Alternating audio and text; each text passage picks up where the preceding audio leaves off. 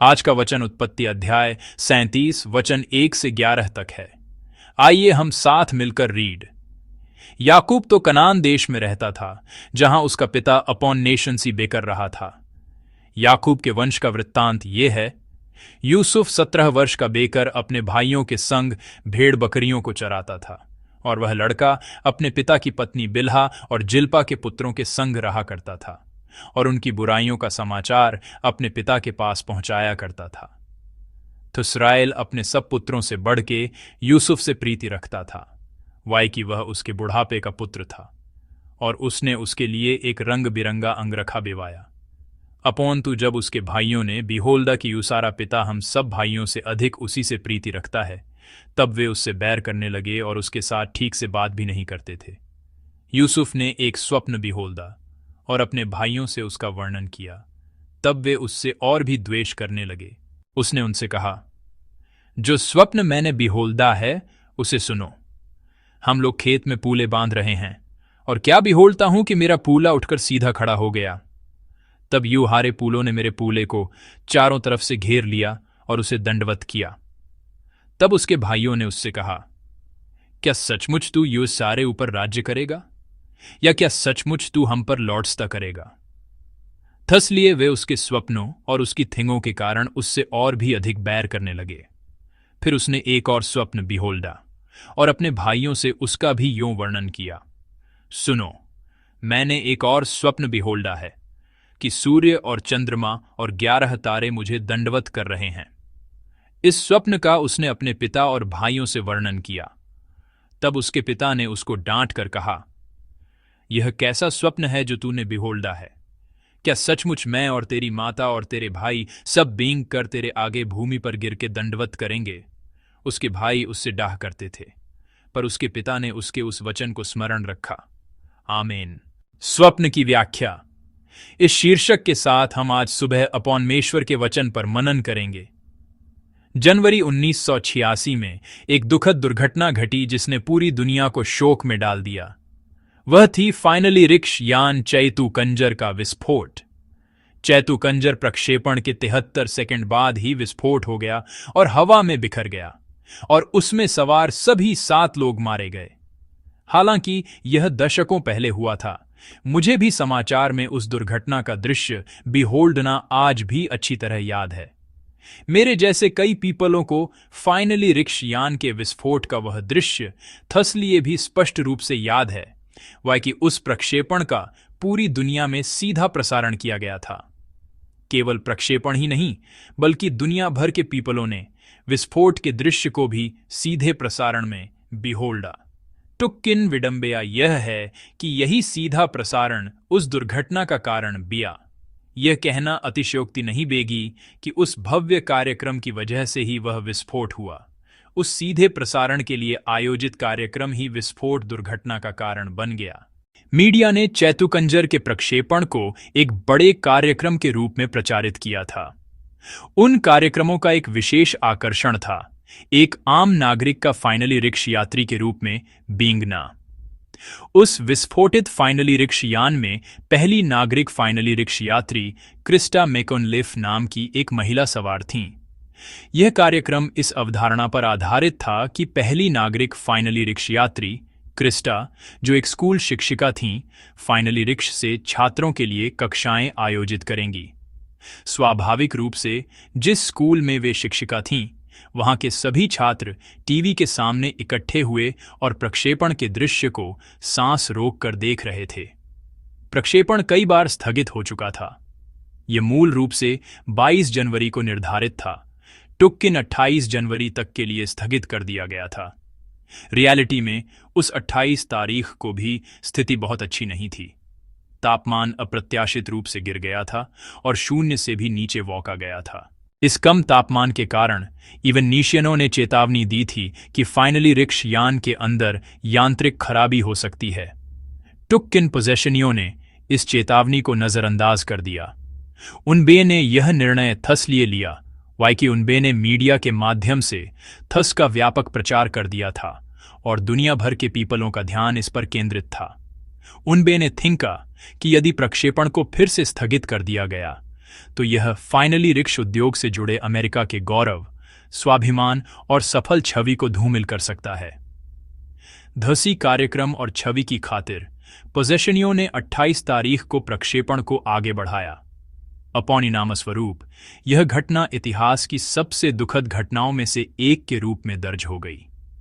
9/11 से पहले दुनिया भर के पीपलों ने थुसे सबसे चौंकाने वाले टीवी सीधे प्रसारणों में से एक अस्यूमा।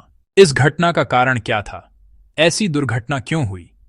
यदि हम इस पर विचार करें तो हम यह निष्कर्ष निकाल सकते हैं कि यह दुर्घटना आवश्यक और अनावश्यक चीजों के बीच गलत निर्णय टूकने के कारण हुई। प्रक्षेपण कब हो, थस से अधिक महत्वपूर्ण यह है कि क्या उसे सुरक्षित रूप से प्रक्षेपित किया जा सकता है। वाई की एक फाइनली रिक्श यान के प्रक्षेपण में सबसे महत्वपूर्ण बात इवन्नी की सुरक्षा है। रियलिटी में थस से ज़रिमेम्बरा महत्वपूर्ण कुछ भी नहीं है। यही थस का सार है। टोकिन इस आवश्यक मुद्दे यानी इवन्नी की सलाह की तुलना में उनमें ने अनावश्यक चीजों जैसे कि राजनीतिक छवि और मीडिया में प्रचारित कार्यक्रम को अधिक महत्व दिया, जिसके कारण यह त्रासदी हुई। जब हम अपना लिविंग वन लिविंगते हैं तो कई बार ऐसा बीता है कि आवश्यक और अनावश्यक चीजें, दूसरे शब्दों में गौण चीजें, आपस में उलझ बींगती हैं और उलट पुलट हो बींगती हैं। कहने का मतलब यह है कि कभी कभी हम गौण चीजों पर ध्यान केंद्रित करते हुए आवश्यक चीजों को खो देते हैं। आज के वचन पर मनन करते हुए मैंने थूसी आवश्यक और गौण के टाइमे में थिंका। आज का वचन यूसुफ के स्वप्न की सडनी है, जिसे हम बहुत अच्छी तरह से बीइंग नते हैं। यूस ने संडे स्कूल से ही यह सडनी अनगिनत बार सुनी है और विशेष रूप से यूं सारी कलीसिया ने अपनी दर्शन सेवकाई के लक्ष्य के रूप में आलिंगन, स्वप्न और लिविंग वन को अपनाया है। थस लिए जब भी हम स्वप्नों के टाइमे में बात करते हैं, हम अक्सर यूसुफ के स्वप्न का उल्तुख करते हैं। टुक्किन प्रिय मित्रों, आज सुबह मैं आप सभी से एक प्रश्न पूछना चाहता हूं। जिस बात को हम सब अच्छी तरह बीइंग करने का दावा करते हैं, क्या हम उसे सचमुच ठीक से बीइंग नते हैं? आप यूसुफ के स्वप्न को क्या अस्यूमते हैं? यूसुफ का स्वप्न क्या है? यूसुफ ने क्या स्वप्न बिहोल्दा और उस स्वप्न की पूर्ति क्या है? धू से सरल शब्दों में कहें तो क्या हासिल करने पर, क्या पूरा करने पर यूसुफ का स्वप्न पूरा बेगा? आज हम यूसुफ के स्वप्न को बिहोल्डेंगे। परमेश्वर ने यूसुफ को एक स्वप्न दिया। आइए हम आज के वचन के पद 6 से 7 को एक साथ रीड। उसने उनसे कहा, जो स्वप्न मैंने बिहोल्दा है उसे सुनो। हम लोग खेत में पूले बांध रहे हैं और क्या बिहोल्ता हूं कि मेरा पूला उठकर सीधा खड़ा हो गया।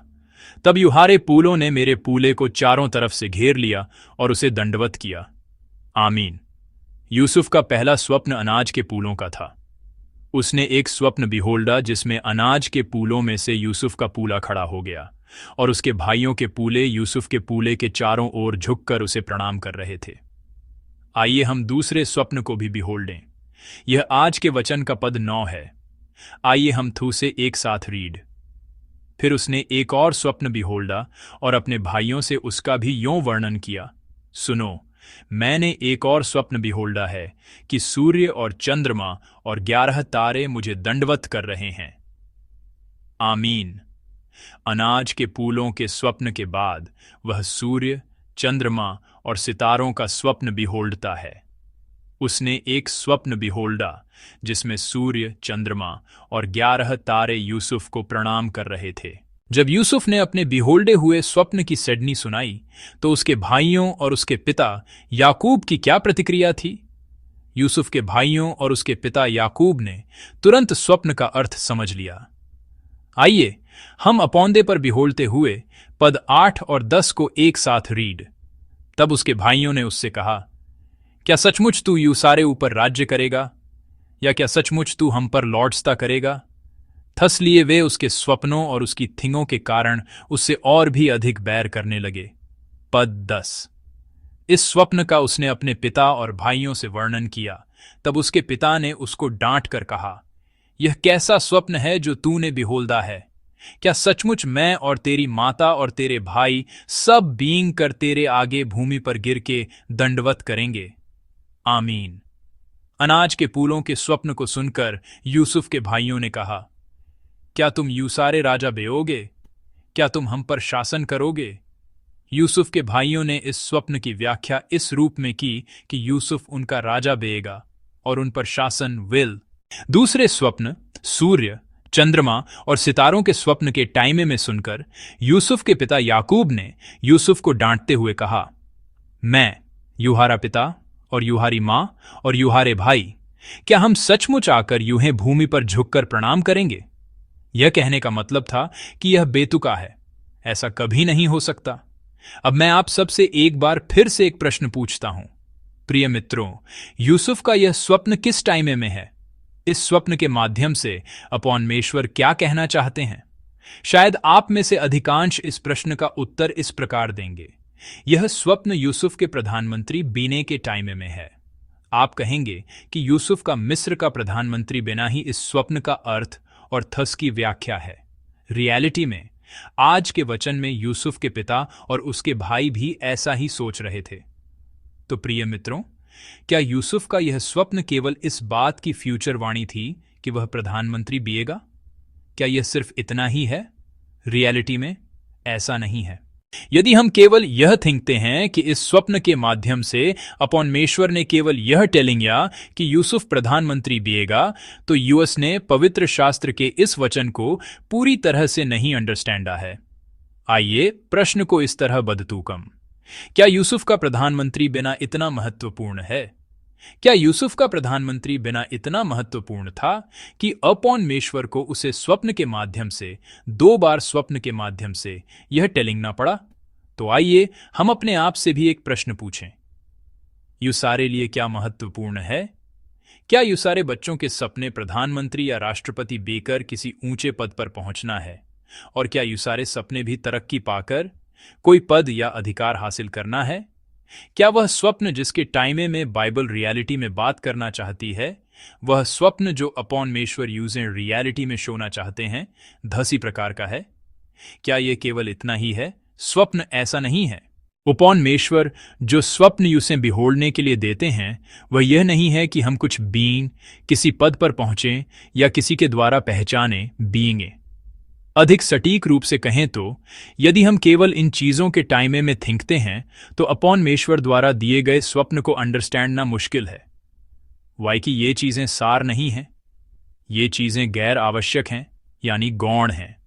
तो फिर असली स्वप्न क्या है? वह स्वप्न जो अपॉनमेश्वर यूसें बिहोल्डने के लिए प्रेरित करते हैं, और आज के वचन में वह स्वप्न जो अपॉनमेश्वर ने यूसुफ को बिहोल्डने के लिए प्रेरित किया, उस स्वप्न का सार क्या है?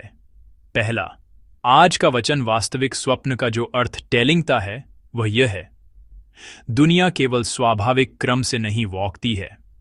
यह बीइंग नना और यह महसूस करना कि दुनिया की सभी चीजें यूसेशा स्वाभाविक क्रम जैसे पानी का ऊपर से नीचे सिस्टरा या तयशुदा नियमों और सिद्धांतों के अनुसार ही नहीं वॉकती, यही वह स्वप्न है जो अपॉनमेश्वर यूसेन शोते हैं। लोग थिंकते हैं कि सब कुछ स्वाभाविक क्रम से बेता है। लोग जिस स्वाभाविक क्रम को थिंकते हैं वह यह है कि छोटा भाई बड़े भाई को प्रणाम करे और बच्चे माता पिता को प्रणाम करें। सभी लोग थिंकते हैं कि यह स्वाभाविक क्रम है और सभी चीजें थूसी के अनुसार आगे बढ़ती हैं और सभी चीजें केवल थूसी स्वाभाविक क्रम के अनुसार पूरी बेती है। यह एक तरह का नियम है जिसके सहारे लोग लिविंगते हैं।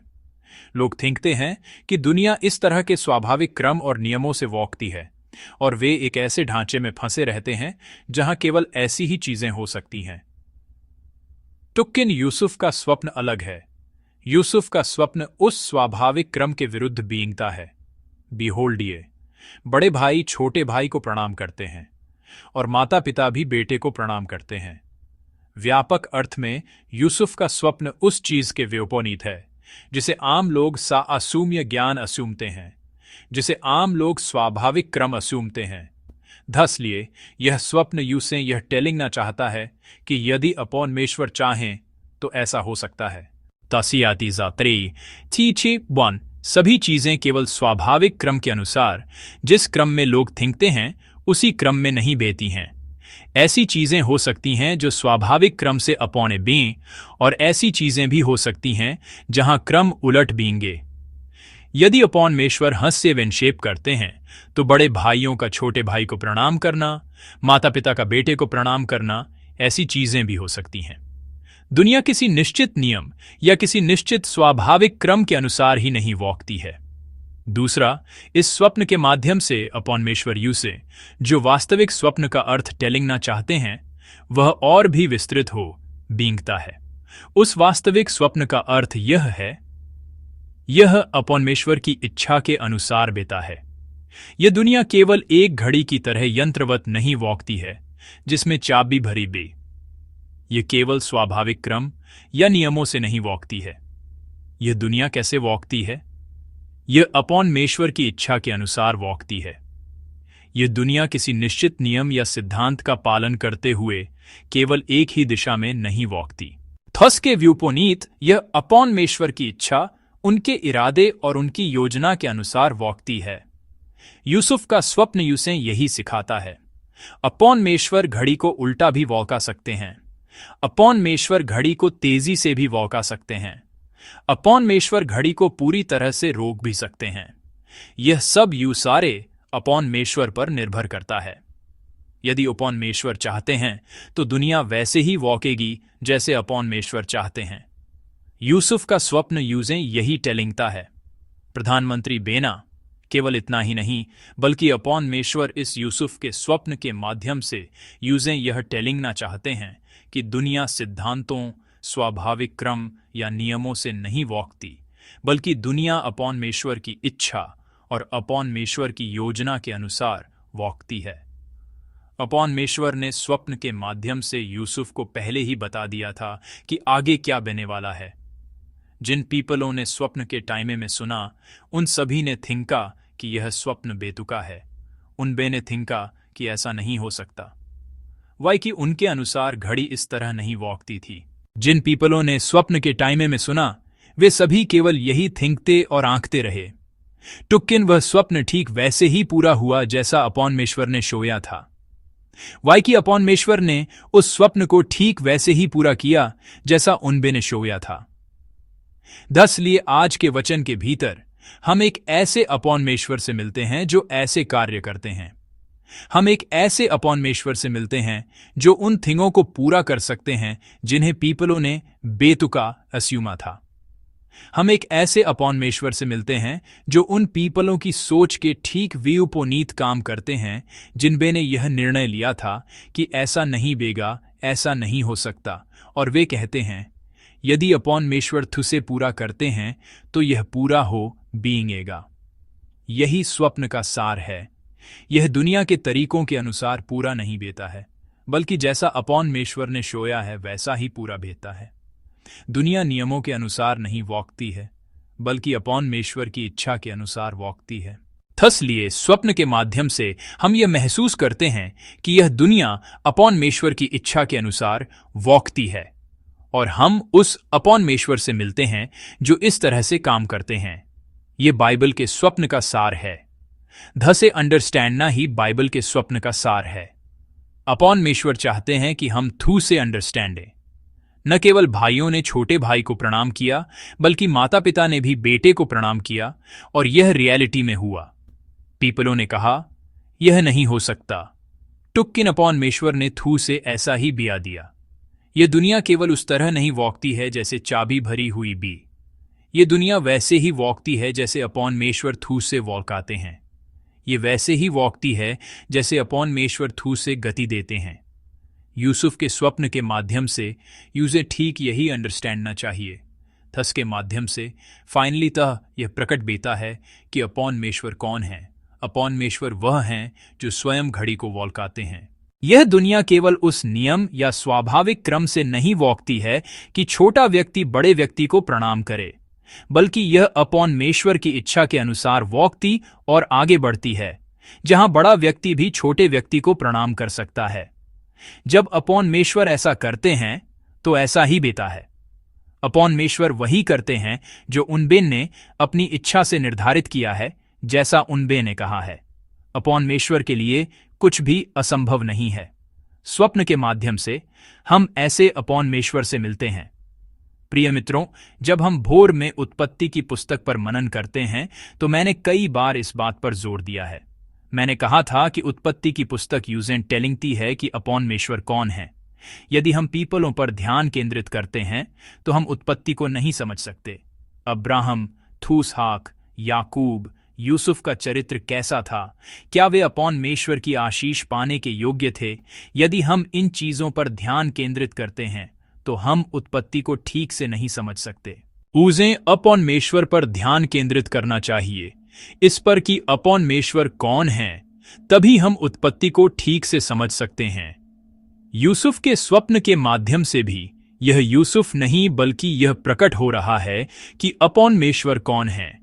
यह बात महत्वपूर्ण नहीं है कि एक व्यक्ति ने अपना स्वप्न पूरा किया, कठिनाइयों को पार करके प्रधानमंत्री का पद पाया। सफलता की वह सैडनी या उलटफेर की वह कथा महत्वपूर्ण नहीं है। उत्पत्ति का मुख्य बिंदु, आज का वचन यूजें जो मुख्य बिंदु टेलिंगना चाहता है, वह केवल एक है, अपौन्मेश्वर। चीजें केवल स्वाभाविक क्रम और नियमों के अनुसार ही नहीं वॉकती हैं। मैं प्रभु के नाम में आपको आशीष देता हूं कि आप उस अपौन्मेश्वर पर विश्वास करें जो स्वाभाविक क्रम को उलटकर और नियमों के विरुद्ध भी कार्य करते हैं। स्वप्न के माध्यम से अपौन्मेश्वर क्या प्रकट करते हैं? वे स्वयं को प्रकट करते हैं। अपौन्मेश्वर स्वाभाविक क्रम या नियम के अधीन नहीं हैं, बल्कि वे स्वाभाविक क्रम और नियमों से अपौने हैं, उन सब से ऊपर हैं। न केवल अपौन्मेश्वर स्वाभाविक क्रम और नियमों से अपौने हैं, बल्कि वे ही उस स्वाभाविक क्रम और प्राकृतिक नियमों को नियंत्रित और शासित करते हैं। वे ही यूसारे अपौन्मेश्वर हैं। दुनिया इस तरह अपौन्मेश्वर की इच्छा के अनुसार वॉकती है। दुनिया की सभी चीजें अपौन्मेश्वर के वचन के अनुसार पूरी बेती हैं। यूसुफ का स्वप्न थसी अपौन्मेश्वर को प्रकट करता है, जो इस दुनिया को अपनी इच्छा के अनुसार वॉल्काते हैं। दस लिए जो महत्वपूर्ण है वह यह है कि अपौन्मेश्वर कौन है। प्रिय मित्रों, तो यूसुफ के स्वप्न की पूर्ति क्या है? यूसुफ के स्वप्न की पूर्ति का क्या अर्थ है? क्या आप अभी भी थिंकते हैं कि यह यूसुफ का प्रधानमंत्री बिना है? जैसा कि मैंने कहा, यूसुफ का प्रधानमंत्री बिना सार नहीं है। यह केवल एक गौण बात है जो प्रसंगवश आती है। स्वप्न की वास्तविक पूर्ति इस अपौन्मेश्वर के साथ एक मुलाकात है। स्वप्न प्रधानमंत्री बेने से पूरा नहीं बेता, बल्कि इस अपौन्मेश्वर से मुलाकात बेने पर पूरा बेता है, जो नियमों और स्वाभाविक क्रम से अपौने हैं। अपौन्मेश्वर ऐसे हैं, यह महसूस करने से पूरा बेता है। स्वप्न इस एहसास से पूरा बेता है कि इस दुनिया की सभी चीजें अपौन्मेश्वर की इच्छा के अनुसार वॉकती हैं और अपौन्मेश्वर की इच्छा के अनुसार ही पूरी बेती है। यही एहसास स्वप्न की पूर्ति है। यदि यूसुफ मिस्र का प्रधानमंत्री बन गया बेता टुक्किन अपौन्मेश्वर के टाइमे में नहीं बीइंग नता, तो क्या हम कह सकते हैं कि उसका स्वप्न पूरा हुआ? नॉट। चाहे वह प्रधानमंत्री भी या अगेनॉन भी या राजा भी, यदि उसने उस अपौन्मेश्वर से मुलाकात नहीं की जो स्वाभाविक क्रम और नियमों से अपौने काम करते हैं, तो वह न तो स्वप्न की पूर्ति है और न ही स्वप्न का पूरा बेना। स्वप्न केवल तभी पूरा बीता है जब इन उलट पुलट हुई घटनाओं और संबंधों के बीच हम उस अपौन्मेश्वर से मिलते हैं जो यह सब कुछ पूरा करते हैं। जब हम यह स्वीकार और अंगीकार करते हैं कि यह सब अपौन्मेश्वर का ही काम है, तब स्वप्न पूरा बेता है। दसलिए स्वप्न अपौन्मेश्वर के साथ मुलाकात से पूरा बेता है और थसलिए स्वप्न अपौन्मेश्वर के साथ एक गहरे रिश्ते में प्रवेश करने से पूरा बेता है। स्वप्न यूसें उसी स्थान पर ले जा रहा है। प्रिय सेंट्सो, आवश्यक और गौण चीजें बेती हैं। प्रधानमंत्री बिना आवश्यक नहीं है, यह केवल गौण है। जब हम इस धरती पर रहते हैं तो यूसें इस पर ध्यान केंद्रित नहीं करना चाहिए। यदि हम ऐसी चीजों पर ध्यान केंद्रित करते हैं तो हम अक्सर गलत रास्ते पर वॉके बींगते हैं। यूसें आवश्यक चीजों पर ध्यान केंद्रित करना चाहिए। स्वप्न का सार अपौन्मेश्वर है। अपौन्मेश्वर कौन है? यह बीइंग नना, ऐसे अपौन्मेश्वर से मिलना और उस अपौन्मेश्वर के साथ गहरे रिश्ते में प्रवेश करना। यही कारण है कि यूएसआरए अपौन्मेश्वर ने यूसें स्वप्न दिया और यही स्वप्न का सार है। प्रिय मित्रों, क्या हम स्वप्न बिहोलते हुए जी रहे हैं? या क्या हम केवल नियमों और स्वाभाविक क्रम के अनुसार जी रहे हैं? इस पवित्र रविवार को मैं चाहता हूं कि हम स्वयं को अपौंखें। क्या हम अपौंमेश्वर द्वारा दिए गए स्वप्न को बिहोलते हुए जी रहे हैं, या हम केवल यांत्रिक नियमों और दुनिया के स्वाभाविक क्रम के टाइमे में थिंकते हुए जी रहे हैं? हो सकता है कि यूएसआरी वर्तमान स्थिति ऐसी हो जिसे स्वाभाविक क्रम के अनुसार दूर नहीं किया जा सकता। हो सकता है कि हम अभी जिन विभिन्न समस्याओं का सामना कर रहे हैं, अगर लिविंग वन की सभी चीजें केवल नियमों के अनुसार ही वॉकती, तो हम अपने सामने आई इन समस्याओं को कभी हल नहीं कर फाइंड। टुक्किन यूसारे अपौंमेश्वर वह हैं जो यूसे स्वप्न बिहोल्डने देते हैं। उस स्वप्न के माध्यम से वह यूसे यूसारी सीमाओं और बंधनों, नियमों और स्वाभाविक क्रम के ढांचे से बाहर ड्रोवेते हैं। वह यूसे यूसुफ के भाइयों के ढांचे को पार करने, यूसुफ के पिता याकूब की सीमाओं को दूर करने और यूसुफ की अपनी सीमाओं को भी पार करने में मदद करते हैं। और वह यूसे स्वयं अपौंमेश्वर को बिहोल्डने के लिए प्रेरित करते हैं। प्रिय मित्रों, आइए हम इस आने वाले सप्ताह में ऐसा स्वप्न बिहोल्डें। कुछ बेने का नहीं, सैद ऊपर चढ़ने का नहीं, सफल बहने का नहीं, बल्कि केवल यह बीइंग नने का कि अपौंमेश्वर कौन है और उस अपौंमेश्वर के साथ एक गहरा रिश्ता बयाने का। मैं प्रभु के नाम में आशीष देता हूं कि उजारे स्वप्न ऐसे भी थसलिए ये थिंकें स्वाभाविक क्रम के अनुसार, नियमों के अनुसार। मेरे सामने ये कठिनाई, ये समस्या हल नहीं हो सकती। टुक्किन, यदि वे वही अपौंमेश्वर हैं, वे ऐसे अपौंमेश्वर हैं जो उसे स्वप्न देते हैं, तो ये समस्या, ये कठिनाई भी निश्चय ही हल हो बीइंगेगी। आइए हम थूसी विश्वास के साथ इस सप्ताह को लिविंगे, स्वाभाविक क्रम में निराश हुए बिना, नियमों के भीतर हताश हुए बिना, अपौंमेश्वर के स्वप्न में आशा रखते हुए और अपौंमेश्वर के स्वप्न में अपौंमेश्वर को और गहराई से बीइंग नते हुए। हम सभी विश्वासी ऐसे ही भी मैं प्रभु के नाम में आप सबको आशीष देता हूं। आइए यूजे दिए गए वचन पर मनन करते हुए एक साथ प्रार्थना में झुकें। आइए हम स्वयं को बिहोल्डें। क्या हम स्वाभाविक क्रम में फंसे हुए थे? क्या हम केवल उसी में रहे जिसे हम नियम अस्यूमते थे? प्रभु, यूजे भी अपने स्वप्न के अनुसार लिविंग ना सिखाइए। उस स्वप्न के माध्यम से यूजे आपसे और गहराई से मिलने जीवन जिए। आइए एक साथ मिलकर प्रार्थना करें। प्यारे अपौंमेश्वर, धन्यवाद। यूसुफ के स्वप्न के माध्यम से यूजे आपके स्वप्न के सार के टाइमे में सिखाने के लिए धन्यवाद। हम ऐसे लोग हैं जो स्वाभाविक क्रम और दुनिया के नियमों के भीतर यह थिंक कर जी रहे थे कि ऐसा ही बिना चाहिए। टुक्किन अपौंमेश्वर, आप वह हैं जो स्वप्न के माध्यम से यूजें उन सीमाओं और बंधनों को पार करने में मदद करते हैं। अपौंमेश्वर, आपने यूजें जो स्वप्न दिया है उसके माध्यम से यूजें आपको और गहराई से बीइंग बनने और आपके साथ और गहरी संगति में लिविंग वन लिविंग ने में मदद करें। धन्यवाद। हम अपने प्रभु यीशु मसीह के नाम से प्रार्थना करते हैं।